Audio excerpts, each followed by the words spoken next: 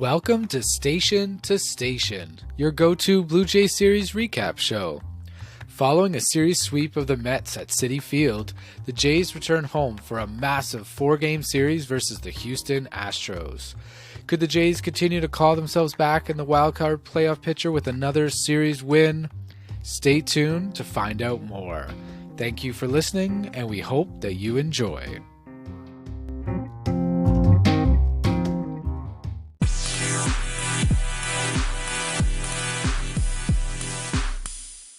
Station to Station, your Blue Jays series recap show.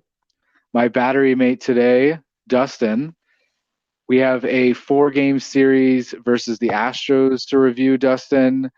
Tell me your thoughts leading into this series, and then some thoughts now that it's been completed. Well, I think I mentioned something similar the last time we played the Houston Astros, and I think this is a team that they're going to have to face in any playoff run, maybe in the wild card match or ALCS or something. So it's definitely one of those test series, and let's see how we are against this basically a playoff team. As we'll find out, they did pretty well. Yeah, and I think the Astros are just a really solid team. I remember us talking about when the Jays were on that really bad skid. What's a bad team to face? When you're on a skid, it was the Tampa Bay Rays. And game one, we have Alek Manoah going. And I feel like what's a bad team to face when you're not really in a good way? Probably the Houston Astros. They got some really good hitters. And as we'll find out, was not a good day for Mr. Manoah. But we'll talk about the lineup first. The lineup left to right in the outfield, Varsho, Kiermaier, and Biggio. Across the infield and around the horn, from third to first, we have Chapman, Bo, Witt, and Vladdy.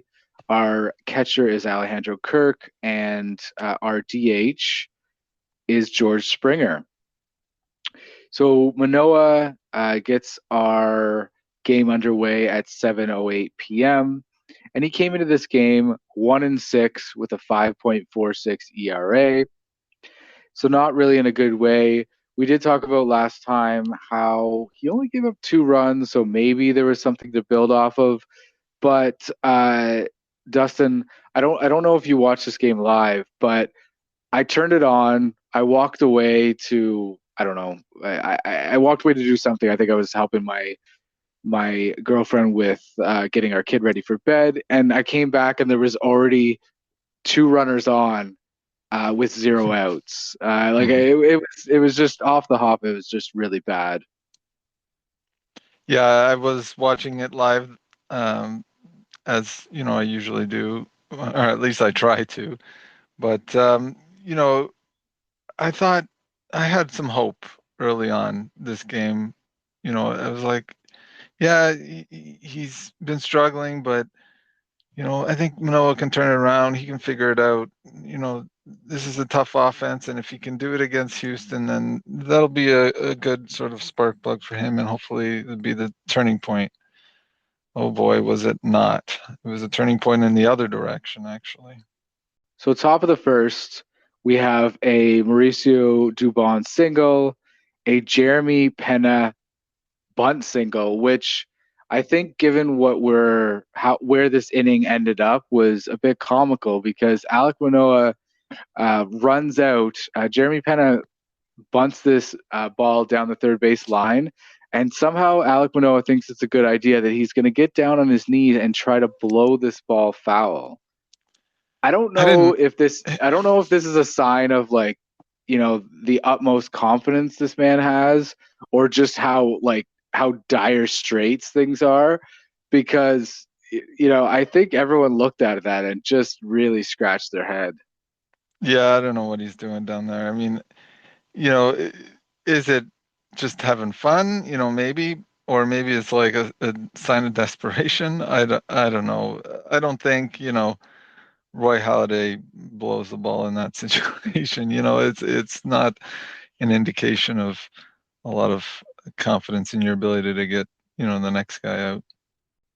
Well, Yordan Alvarez steps up following those first two hits and hits an RBI single. So the game is now 1-0. Alex Bregman flies out. So we have a single out now on the board. But unfortunately, things do not get better for Alek Manoah. And Kyle Tucker, RBI single. Jose Abreu walks, and the bases are now loaded. And Corey Julks, the rookie, by the way, hits a grand slam. So that's his fifth home run of the season, and the game is now 6-0. So following this, Yenner Diaz singles and Jake Meyer singles as well. And Dustin, I really felt that with that one swing by Corey Julks, like it kind of put the basically the nail in the coffin. Like I felt there and then that Alek Manoah was probably not going to be pitching the next game. Yeah, that was actually a time where I stepped away from the game for a few minutes to go to the fridge and get myself a cold one, and came back, and it was 6-0. I was, yeah, I just felt the pit of my stomach drop, and I think I texted you like, this is just a disaster class. I mean, it's just absolute. Get this guy off my screen. I was done at that point with him. Well, following those two singles, Jay Jackson comes on to replace Manoah. And get a load of this, Dustin. This pitching line is really something. 1/3 of an inning pitched, 7 Mm-hmm. hits, 6 earned runs, 1 walk, and 0 strikeouts. Dustin, I would to be honest, I actually thought it would be worse. He only had 1 walk. Like, Could have as been bad worse. as it is, he only had 1 walk in Yeah, 1/3 of an inning pitched. amazing. Yeah, just the absolute disgusting, disgusting line. That's for sure. Alek Manoah leaving this game is 1-7 with a 6.36 ERA, and his WHIP. Dustin, this is another get a load of this one. His WHIP is 1.90. My lord, is that bad? Yeah. And there's a part of me that legit feels bad for Alek Manoah because I can't imagine he's not trying to do his best, but his start to the season has not been good. Not at all. Uh, and obviously we know he got sent down after the game. It's tough to see somebody struggle like this. Especially if, this is a Cy Young sort of vote getter last year, top 2 or 3. Uh, that's a big drop. It's got to be hard, especially for him. You know, I'm sure most of these guys, as they come up through the system, they're, the best guy on their high school team, and they're top of their college class, and Manoah himself, he shot through the minor leagues, I think, with like 9 innings or something crazy like that. 9 games pitched through the um, minors. And so I don't know if he's ever really kind of had this kind of struggle. Adversity. Yeah. Well, I So, think every professional pitcher, likely gets to this point. We all know the Roy Halladay story. Not really much mhm. secret what he went through, and we're just gonna have to see what Alek Manoah makes of this. And really, it's this is now on him. And of course, the Jays are going to support him through this, but this is really now on him to get back to what he was. All right, so the Astros go on to win this game 11-4. I am going to note a couple offensive, I guess, outputs by the Jays. Bottom of the second, Kirk hits a solo home run. Shout out to Rob, who was actually there to see that Kirk home run. Bottom of the eighth, Varsho hits a solo home run as well, and that is his 10th of the season. The Alejandro Kirk, that was actually his third home run of the season. Now, as Dustin touched on, the afternoon following the game, I think this was, I know I was checking the Jays' Twitter, not really seeing anything until Rob sent me a message. But the afternoon following the game, which was the Tuesday, the Blue Jays announced a raft of roster moves. So we have Chris Bassett returns from the paternity list. Santiago Espinal is reinstated from the 10-day injured list. Right-handed pitcher Bowden Francis is selected to the major league roster from AAA. Jay Jackson and Ernie Clement are optioned to AAA. Zach Thompson gets the DFA, and Alek Manoah is optioned to the Florida Complex League. Dustin, I think we all expected him to go down to AAA. I didn't expect this. I think I mentioned to you, I kind of thought that this might be the case. Um, to be honest, I don't know what his issues are specifically. I mean, he obviously can't throw strikes, and whether that's mental or physical. I think just going down to AAA, to Buffalo, to I know it's not the majors, but it's still competitive, and it's still there's still expectations to win, and a lot of pressure, and so I don't know if his issues are go down to AAA and figure it out kind of issues. I think you got to review his whole mentality, his mechanics, whatever it is. They got to figure it out. Well, and there's gonna if he went to AAA, Dustin, there would still be a ton of people watching. So, Exactly. uh, considerably less in the place he is now. So, I do want to just kind of give a little bit of a background as to the Florida Complex League. So it is a league operated by Major League Baseball. It's a rookie level league that has operated since 1964. It was prior to being named the Florida Complex League, it was the Gulf Coast League. Yeah. And most games are played at Major League Baseball spring training complexes. The games are open to the public and are free admission. So I did see, watching videos, I did see someone comment on how like nobody's going to be watching. I don't think that's totally the case. If Alek Manoah is coming to play on this team, I imagine, and especially given that Manoah is from Florida, I imagine you'll probably get a bunch of people watching. Um, the Florida Complex Jays or the FCL Jays do play in Dunedin, which is where their spring training is. And the Florida Complex League is the first stop for players following high school or college graduation uh, when they basically make that first step into professional baseball. And this Yeah, is really or well, and just to add, or if you sign a guy from like a South American or Dominican also or something like that. So it also can be international free agents, but I did note when I went through the Jays' entire setup, and there actually is another league that I think international free agents do go as well.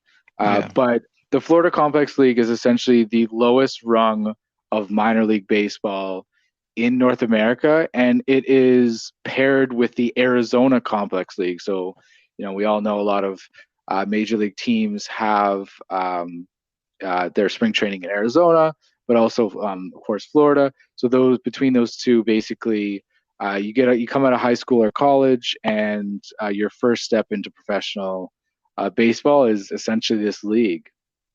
And Yeah, so, some people call it the rookie ball or whatever. I think or instructional league, something like that. That's some yeah, other it's names for it's it. a it's essentially a rookie league.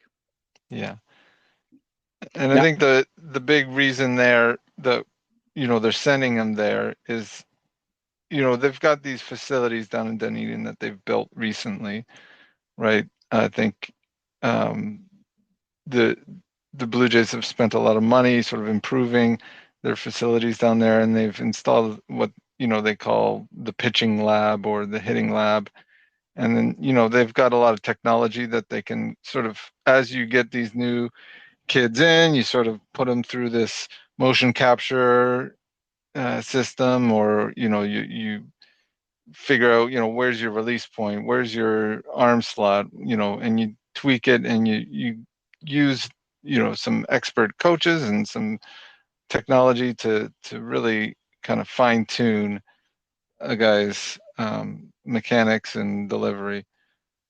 So I think, again, like I was mentioning, that's probably one of the reasons why they're sending him there, is just to go through whatever battery of tests. I imagine they'll maybe test him for injuries, put him through an MRI, or they'll have some sports psychologists talk to him. So I'm sure they're going to try and go through a litany of tests and try and figure out, what exactly do we need to tweak here. Well, and this kind of this move, while I did not predict it to be happening in this fashion, I think the spirit of the move is exactly what I thought would be needed because there's a lot of people online that are Manoa's conditioning, or this issue or that issue, or it's a mental issue. This is a multifaceted issue, and I always thought that, right? And I didn't think it was just his conditioning. If his conditioning is an issue, he was throwing a lot of pitches because he wasn't locating pitches. And why is he not locating pitches? Maybe there's a mechanical issue there.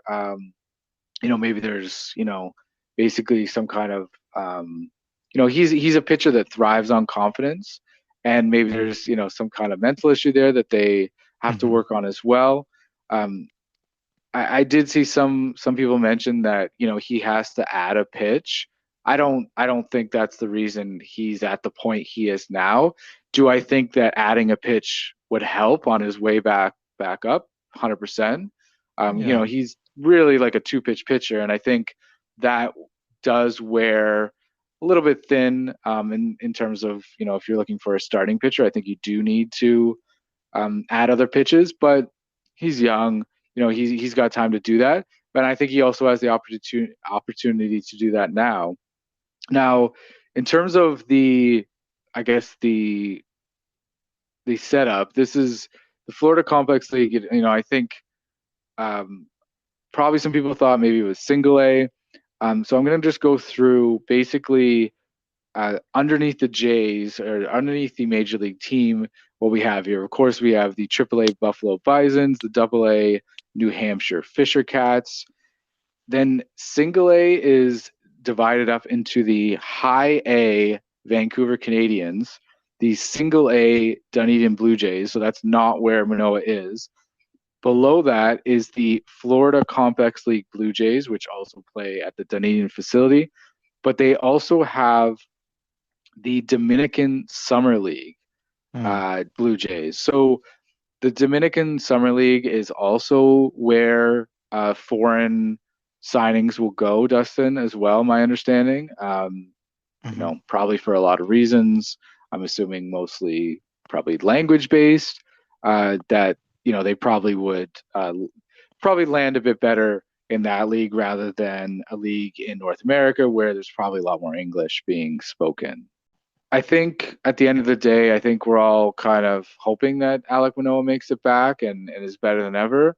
But I don't, I really, I can't sit here and tell you what I think of a timeline. It's very possible that we don't see Alek Manoah again this year. And you know what? Yeah. If he comes back, I know the comparisons to Roy Halladay are going to go on, but if he comes back like similarly to that, I don't want to see him this year. Like, go and sort your stuff out and come back, make your way back up through the ladder in the minor leagues, and when you are ready to pitch at a major league level again, then onward we go. Yeah, I think, like you said, I think you touched on the idea of him getting another pitch. I think that's going to take some time to evolve, especially if that's something that they're going to add. He really, I don't want to harp too long on him and what his problems were. Obviously, he just couldn't throw strikes, and when you are a two-pitch pitcher like that, you can't. He wasn't locating either of his pitches, and it becomes pretty predictable when you're throwing your slider and it's never a strike. You're counting on that pitch to look like a strike and then be a ball. But I don't know. Yeah, I don't know about timeline. Again, it's all going to depend on what they're tweaking, what they're doing, and how quickly he responds to it.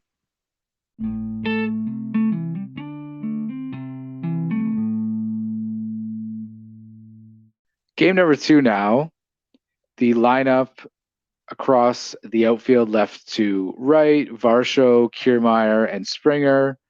Around the horn, third base over to first, Espinal, Bo, Witt, and Brandon Belt. Our catcher again is Alejandro Kirk, and our DH for game number 2 is Vladimir Guerrero. Pitching matchup, Kevin Gausman versus Hunter Brown. Gausman comes into this game 4-3 with a 2.76 ERA and a 1.12 WHIP. The Jays take the field in their powder blue uniforms, as they always do with Gausman, and Gausman gets this game underway at 7:08 p.m. with his first pitch. The Astros do not wait any time, and they score a run right in the top of the first inning, where Mauricio Dubon hits a leadoff solo home run, and the inning and game is 1-0. Bottom of the third, the Jays respond. Kiermaier walks. There's an Espinal flyout. George Springer hits a 2-run home run to left center field, which is his 9th of the season. This home run was on a 0-1 count, and he essentially crushed a 95-mile-an-hour fastball. That inning ends 2-1. Bottom of the fourth, Varsho hits a solo home run of his own, which is his 11th of the season. It was a straightaway center field. Dustin, I thought this was a bit of an interesting home run. Is he kind of like reached out and like flicked his bat at the ball? Yeah, it was kind of a little emergency hack, or just kind of, I don't know. These guys are so strong; they can just. It looks like they're just gonna take a little flick at it, and it goes out of the park. It's Well, amazing. in the dugout afterwards, that's what I don't remember which other player had kind of was talking to Varsho, but was kind of saying that it was like I think they were saying it was like a tennis kind of swing where you kind of just Yeah. like reach out and swat it. Um, that inning ends 3-1.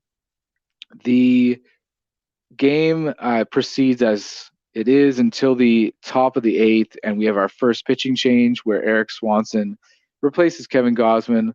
Kevin Gausman's pitching line, 7.0 innings pitched, 4 hits, 1 earned run, 0 walks, and he ties his career high with 13 strikeouts.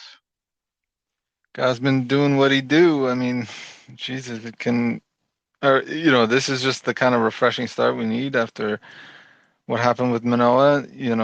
Not only the start, but just the kind of shock of him getting sent down and all that. Uh, it's a good kind of bounce back, and just, you know, hey, this guy, we still got an ace on our team here. Well, it was the perfect response and perfect pitching performance to follow up that game.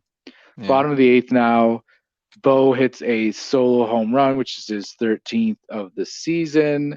This home run was basically a first pitch. He didn't wait to see anything else and crushed a 95-mile-an-hour four-seam fastball to center field. There is a Vladdy walk. Following that, Witt doubles, which scores Vladdy, and the inning and game ends 5-1. Our winning pitcher, the aforementioned Kevin Gausman. Losing pitcher, Hunter Brown. Gausman is now 5-3. He lowers his ERA to 2.63, and his WHIP is 1.07. Game number 3 now. Our lineup across the outfield, left to right: Varsho, Kiermaier, and Springer. Around the horn, third to first: Matt Chapman, Bo Bichette, Whit Merrifield, Vladimir Guerrero, and our catcher this game is Tyler Heineman. Our DH is Brandon Belt. The pitching matchup: Chris Bassett, back from paternity leave, versus Ronel Blanco.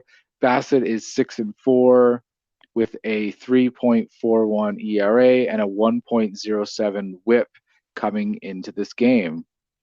Bassett and the Jays take the field in their home whites, and Bassett gets the game underway with his first pitch at 7:08 p.m.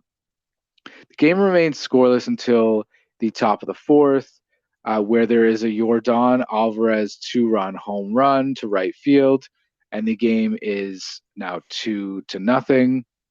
The Jays respond in the bottom half of that inning, where Bo hits a solo home run, which is his 14th of the season, to center field, and that inning ends 2-1. Bottom of the sixth, the Jays have more offense, where Brandon Belt hits a solo home run to right field on a 1-1 count with 2 outs, and that inning ends 2-2. Bottom of the seventh, the Jays keep chipping away. There's a Varsho walk, a Kiermaier walk. Alejandro Kirk then pinch hits for Tyler Heineman, and he gets a RBI single to center field, which Varsho scores on, and the inning ends 3-2. Bassett makes it through the eighth inning and eventually gets replaced by Jordan Romano at the beginning of the ninth. And Bassett's pitching line: 8.0 innings pitched, 4 hits, 2 earned runs, 0 walks, and 5 Ks. Bassett, another strong performance here. He's slowly turning into a very reliable guy. I mean, well, not slowly. He's been fairly reliable all season. I don't know how much to say more about than that. I think he just had a great game, and against a strong hitting team, he held his own. I think he gave a couple, a little bit. What was it? A home run to, what was his name? Alvarez, yep. Alvarez, yeah. And I think there was some discussion about, oh, should he come back in the ninth? He only had 81 pitches or whatever. But I think Alvarez was up. He hit Bassett pretty hard earlier in the game. And I think they were saying on the radio that, Alvarez is like 5 hits and 4 of them are home runs off Bassett in his career in their matchup together. So it's probably a smart move not to bring him out in a 1-run game. Well, Jordan Alvarez is an absolute stud. So, Oh yeah. I was actually thinking the other day, if there's like one player that I'd want to add to the Jays, it may just be him. I think he's like Oh yeah. only 25 years old, and he is just mashing. He's like the classic old school kind of bigger like DH outfielder. Not super mobile or anything, but he has quite the bat on him. He can crank one for sure. Yeah, he would look mighty fine in a Blue Jays uniform, that's for sure. Not that will ever happen, so No. we can continue to dream. But the Romano comes on, and following a leadoff double, he closes out the game, and the Jays win 3-2. Our winning pitcher, Chris Bassett, who improves his record to 7-4. He now has a 3.29 ERA and a 1.01 WHIP. Losing pitcher is Hector Neris. Game number 4, lineup across the outfield: Witt, Kiermaier, and Springer. So Varsho's given the night off, but he will play a role a bit later, as we'll learn. Around the horn, third to first: Chapman, Bo, Espinal, and Vladimir Guerrero. Alejandro Kirk is back in at catcher, and our DH is Brandon Belt. The Jays once again take the field in their home whites, and Jose Barrios gets his first pitch and the game underway at 7:08 p.m. Barrios coming to this game 5-4 with a 3.66 ERA and a 1.25 WHIP. The pitcher for the Astros was Framber Valdez. After the Jays secured I guess a split, Dustin, I thought this was, this is one of those like really key games where, you could win a 4-game series. And as we'll see, the Jays ended up doing that. I know what you mean. I think, once you got that sort of 2 out of 4 down in your belt, you're like, okay, at least we're getting away with the split, but let's try and get this win and really put it away. I think 3 out of 4 has a lot better ring than 2 out of 4. Definitely. So top second, the Astros score first again. Alex Bregman hits a solo home run. There's a Kyle Tucker walk. Following that, there is a couple singles. And the Jays and Barrios get a double play following that. It's a 5-4-3 double play. But as there was less than one out, a run still scores, and the game is now 2-0. So bottom of the second now, Kevin Kiermaier gets hit by a pitch on his wrist. It was a 2-1 count, and this wasn't a off-speed pitch, Dustin. This was a 96-mile-an-hour fastball. This one looked like it hurt. Definitely. Yeah, in that area of the forearm, there's not a lot of padding between, the ball and the bone. So I have no doubt that he's hurting. Well, he did actually stay in the game, and I don't know if you're watching the game. Like he was clearly, holding his hand, doing all kinds of stuff in the outfield. Where he just didn't seem right. Where Yeah, in the top of the fourth, Varsho, who originally had the night off, comes on to replace him in center field. it must have swelled up, or you got one of those goose eggs on it or something. After a while, and they just felt like should probably get you a X-ray. Is probably what happened. Bottom of the fifth now, we have some Jays offense, and they take the lead. We have a Varsho walk, a Springer walk. There is a Bo Fielder's choice. Vladdy follows that up with a walk of his own. There is a Matt Chapman fielder's choice where Varsho scores. And then Alejandro Kirk steps to the plate and hits a double to center field, which Bo scores on. Unfortunately, this was a ground rule double. Otherwise, uh, there would have been another run scored. But Brandon Belt comes to the rescue and he hits a single, and Matt Chapman scores on that. And that inning ends 3-2. This is the kind of inning that we didn't see from them when they had that bad stretch in May. Where they just keep the pressure on, keep pushing guys across and over, and score a couple runs in an inning. I think nobody really contributed with a big home run. It's just uh, a single, push the guy over, you know, have good at bats and just score runs, in the small way. Barrios pitches through the sixth inning. And then at the top of the seventh, we have our first pitching change where Jimmy Garcia comes on to replace him. Barrios' pitching line 6.0 innings pitched, 4 hits, 2 earned runs, 2 walks, and 2 strikeouts. So another solid pitching performance from Barrios. Really, in this series, they got three.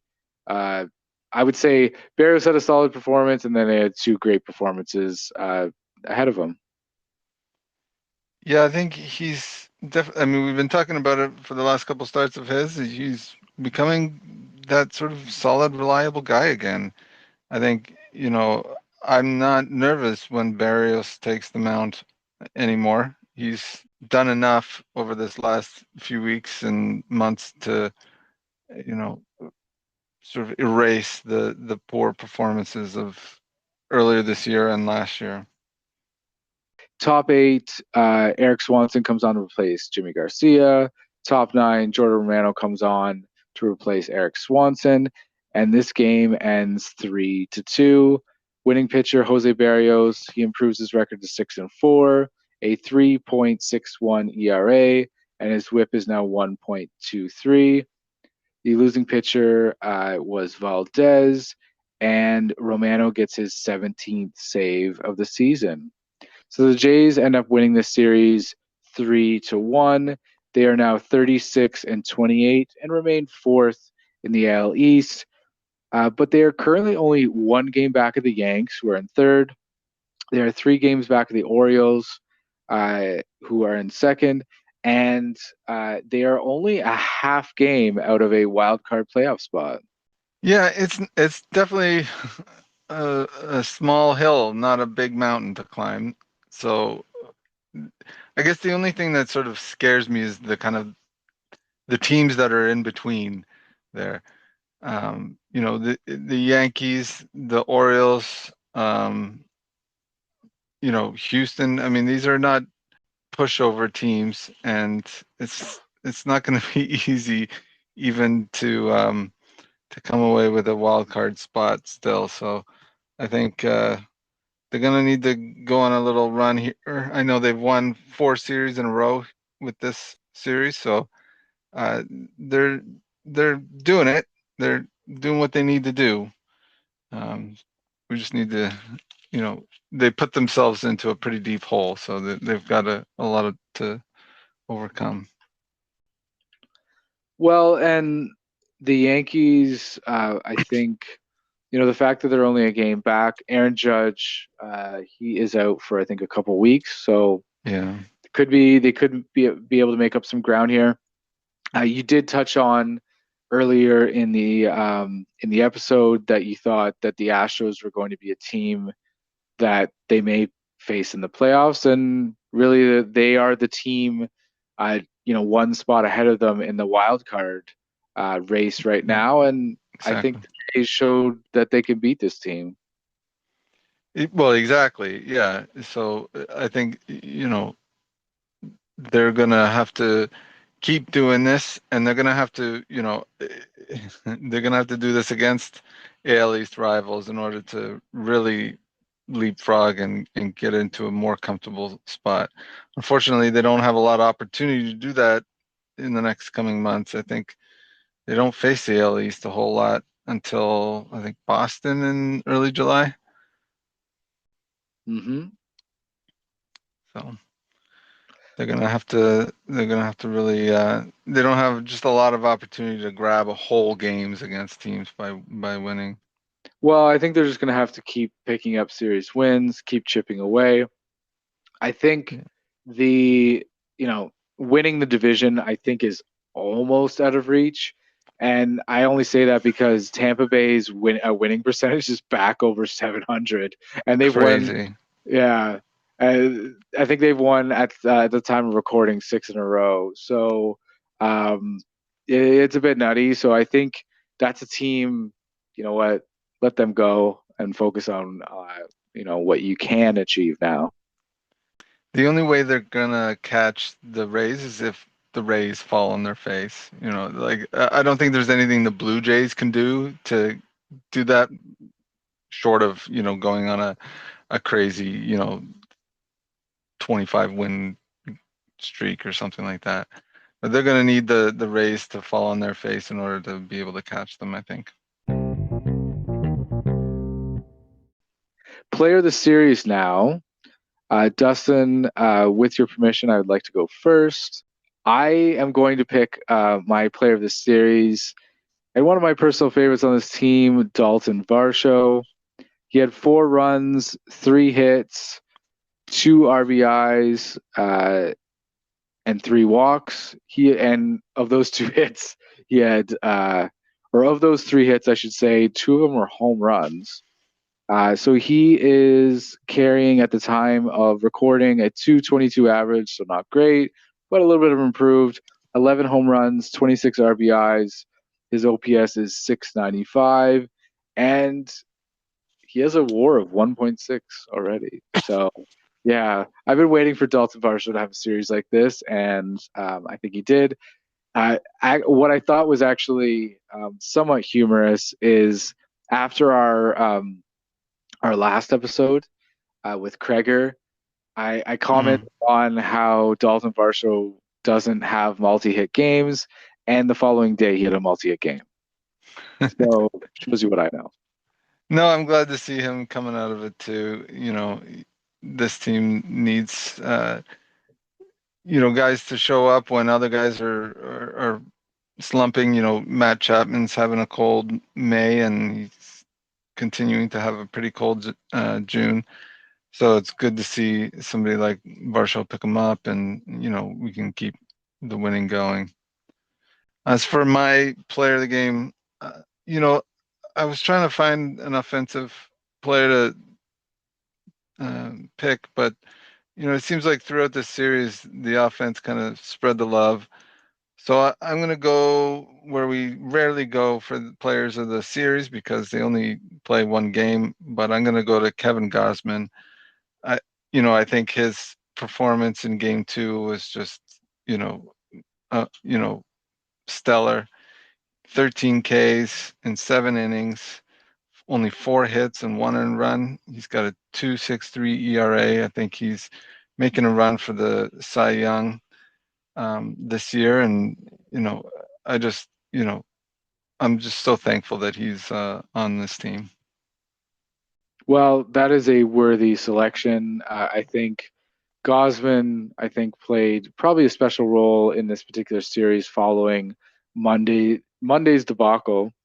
Mhm. And, you know, that's really what the Jays needed the next game after you really you went to your bullpen in the first inning. So you really needed a great pitching performance in game number two. And they got that, and that seemed to be kind of a theme throughout the rest of the series, and that the pitching was very solid. Yeah, exactly. Bassett did his part as well as Barrios to really rest that bullpen and ahead of this next Twin series. All right, so next up for the Jays, we have a three-game home series versus the Minnesota Twins. The Twins, wait for it, Dustin, are 31 and 32 and first place in the AL Central. Yeah, I mean, we just saw them a couple of series ago. They're not as bad as it sounds. The AL Central is just a joke league. I don't know what to say. I mean, Well, I don't know. I just it's just comedy, right? When you have a yeah, team in first place that is below 500. And then up until I think basically the end of this week, I think every team in the AL East was above 500.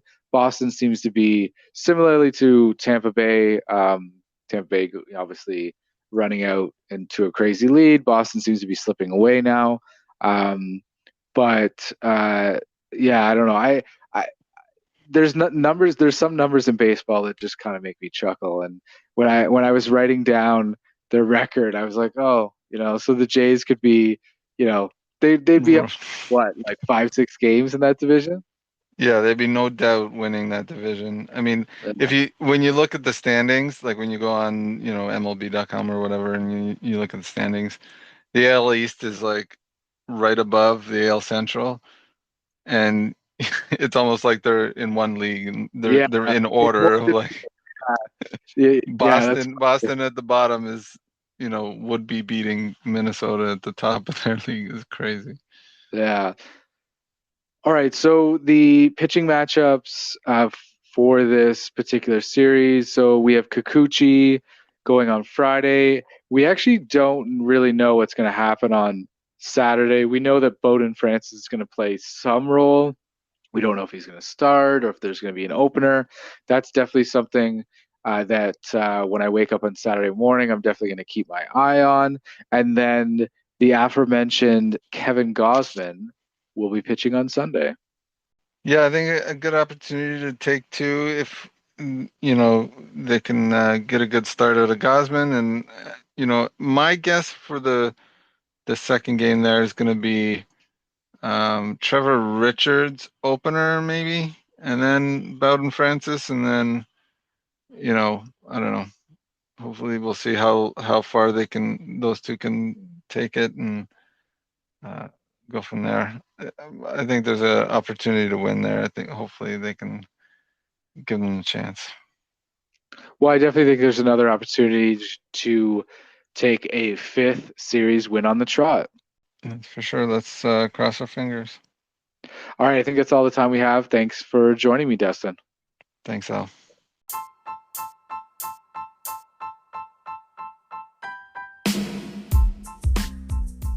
You have been listening to Station to Station. We will be back on Monday to discuss the 3-game weekend series versus the Minnesota Twins. If you enjoyed this episode, we ask that you share it with one friend you think may enjoy it as well. Thanks for listening, and until next time.